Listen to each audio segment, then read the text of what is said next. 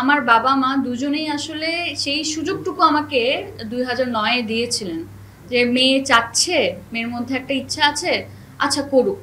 একদিন আমার মনে আছে রাত ১১টা, ১২টা, ১২:৩০ এরকম বেজে যাচ্ছে। তখন টপ 25 এ সিলেক্ট হব কি হব না ওই হ্যাঁ, ওই মোমেন্টটাতে। তো তখন আম্মু ফোন করে একটা সময় বলেছে, আচ্ছা থাক না, আ দরকার আছে। তো আমি তখন বললাম আম্মু আমি একদম ফাইনাল একটা মোমেন্টে আছি। দেখেন মানে সাবার সাথে কানেক্ট করে কিনা সেই পর্যায়ে মানে বা সেই সেটা নিয়ে না বলি, কিন্তু ডেফিনেটলি আমার মায়ের ভূমিকা তো আমার লাইফে অনেক অনেক বেশি। আমার আম্মু আমার তখন ছোট ভাই আসলে তখন ৩ বছর বা এরকম কিছু ছিল, তো তাকে নিয়ে ঘন্টার পর ঘন্টা ভেন্যুর বাইরে একেবারে মানে আকাশের নিচে রোদের মধ্যে কিংবা রাত হয়ে যাচ্ছে সেখানে বসে থাকা অন্য বাবা মায়ের মতো ওই জায়গাটা ওই ফিলিংটার মধ্যে দিয়ে আমরা সবাই গিয়েছি। শুধুমাত্র এই কারণে যে আমি বলেছিলাম আম্মু এই সুযোগটা পাচ্ছি, আমি একটু ইউটিলাইজ করে দেখি না আমি কতটুকু যেতে পারি, আমি নিজেকে আসলে একটু ট্রাই করে দেখতে চাই যে আমি আসলে পারবো কিনা।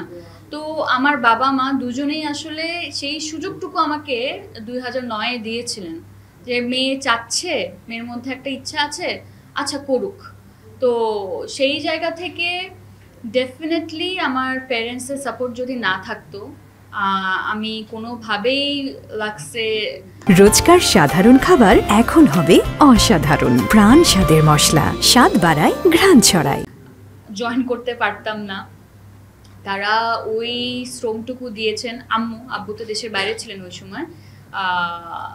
আম্মু সেই কষ্টটুকু করেছিল এবং যখন আমি দেখতাম আম্মুকে এরকম ঘন্টার পর ঘন্টা বাইরে বসে আছে এবং যখন আমার ভাই কান্না করতো কারণ ওদের গরম লাগছে বা হোয়াট এভার, বাচ্চারা তো বিরক্ত হয়ে যায় কিছুক্ষণের মধ্যেই, তখন আম্মু ফোন করে বলতো যে আচ্ছা আর কতক্ষণ। একদিন আমার মনে আছে রাত ১১টা, ১২টা, ১২:৩০ এরকম বেজে যাচ্ছে। তখন টপ 25 এ সিলেক্ট হব কি হব না ওই হ্যাঁ, ওই মোমেন্টটাতে। তো তখন আম্মু ফোন করে একটা সময় বলেছে, আচ্ছা থাক না, দরকার আছে। তো আমি তখন বললাম আম্মু আমি একদম ফাইনাল একটা মোমেন্টে আছি। এই এই জায়গাটাতে আমাকে একটু সুযোগ দাও আরেকটু।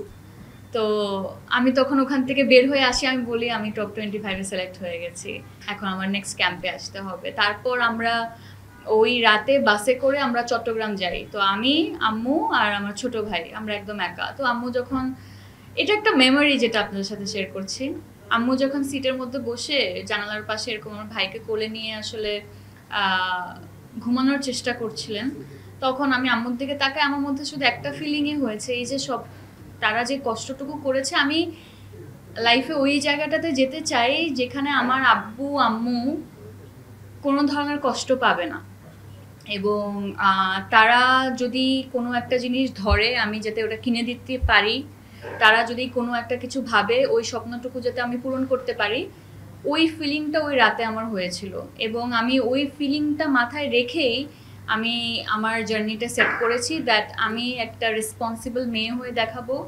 এবং আমার বাবা মা লাইফে যাতে কোনো জায়গায় গিয়ে কোনো কিছুর জন্য আটকে না যায়, কোনো কিছুতে কষ্ট না পায়, একটা স্মুথ এবং সিম্পল, স্মুথ এবং আরামের লাইফ লিড করতে পারে, সেটা আমি মেক শিওর করব। তো এই ভাবনাগুলো নিয়ে আসলে এই ইন্ডাস্ট্রিতে আসা এবং সবার ভালোবাসায় আসলে সেটা পসিবল হয়েছে। দেখেন আমি আসলে নিজেকে বিচারক হিসেবে আসলে দেখি না, কিন্তু আমাকে যখন এই জিনিসটা অফার করা হয় আমি খুবই সারপ্রাইজ ছিলাম দ্যাট আমি আসলে বিচারক হব, আমার কি ওই যোগ্যতাটুকু আদৌ হয়েছে কিনা। কিন্তু আমাকে ওনারা খুব ভালোভাবেই বুঝিয়েছেন। আমি প্রাথমিক দিকে এটাই বলেছি দ্যাট আপনাদের আমাকে এক্সপ্লেন করতে হবে কেন আপনারা আমাকে নিচ্ছেন, কারণ আমি আমার লাইফে অতটুকু অর্জনও করি নাই, আমার অত এক্সপিরিয়েন্সও নাই কোনো একটা বিউটি প্যাজেন্ট হচ্ছে জাজ করার মতো। তো তখন ওনারা বলেছেন দ্যাট এবার কিন্তু লাক্স শুধুমাত্র একটা বিউটি প্যাজেন্ট না, এখানে ওনারা অনেকগুলো ডিফারেন্ট অ্যাসপেক্ট নিয়ে আসছে, যেমন আপনার কন্টেন্ট মেকিং জানতে হবে এবং তাদের ফ্যাশন নিয়ে সেন্স থাকতে হবে এবং অ্যাক্টিংও লাগবে।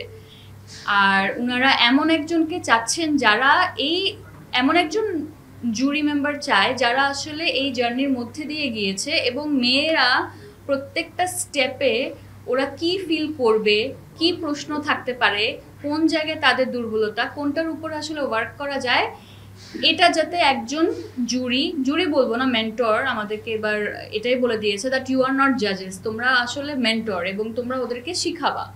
তো সেই জায়গা থেকে আমাকে এখানে রাখা which is an honour for me, because আমি এই জার্নির মধ্যে দিয়ে গিয়েছি এবং আমি জানি প্রত্যেকটা টাস্ক যখন দেয়া হয় তখন কি ধরনের ফিলিং হয়, সবার আগে কি চিন্তা করে একজন, কিভাবে এক্সিকিউট করবে, পারবে কি না, নার্ভাসনেস কতটুকু, ক্যামেরা ফেস করবে যখন তখন সে কনফিডেন্ট ফিল করছে কি না, বা কি করলে কনফিডেন্ট ফিল করবে। তো এই ব্যাপারগুলো আসলে তারাই বুঝাতে পারে যারা আসলে আইদার টিচার্স কিংবা যাদের আসলে পার্সোনাল এক্সপিরিয়েন্স আছে। তো আমাকে এটাই বলা হয়েছে যেহেতু আমার পার্সোনাল এক্সপিরিয়েন্স আছে এবং আমি ওই জার্নির মধ্যে দিয়ে গিয়ে I was a winner, তো আমি হয়তো বা মেয়েদেরকে খুব কাছে থেকে মেন্টর করতে পারবো। তো সেই জায়গা থেকে আসলে আমি কনভিন্স হয়ে এই জায়গাটা জয়েন করা, বাট আমি ডেফিনেটলি বলবো it is an honour for me. যেই জায়গাটা আমাকে আমার সব কিছু দিয়েছে সেই জায়গায় আমাকে একজন মেন্টর হিসেবে আবার তারা সেই সম্মানটুকু দিয়েছে, এটা আমার জন্য অনেক বড় একটা পাওয়া, এবং মনে হয় life has come a full circle and হয়তো বা I was meant for this, এবং এটা আমার লাইফটাকে খুব সুন্দরভাবে কমপ্লিট করেছে। দর্শকদের উদ্দেশ্যে আমি এটাই বলবো that Saba is an emotional journey, এবং আপনারা যদি কোনো একটা সিনেমা দেখে ওই সিনেমার মধ্যে একটা এক্সপিরিয়েন্স খুঁজে, আবার বলি সরি, তো সাবা নিয়ে আমি শুধু এটাই বলবো, দর্শকরা যদি একটা সিনেমা থেকে একটা এক্সপিরিয়েন্স চায়, একটা জার্নি চায়, তাহলে অবশ্যই আপনারা সাবা দেখে ওই এক্সপিরিয়েন্সটুকু পাবেন, ওই ইমোশনের মধ্যে দিয়ে আপনারা যাবেন। This is an emotional ride, R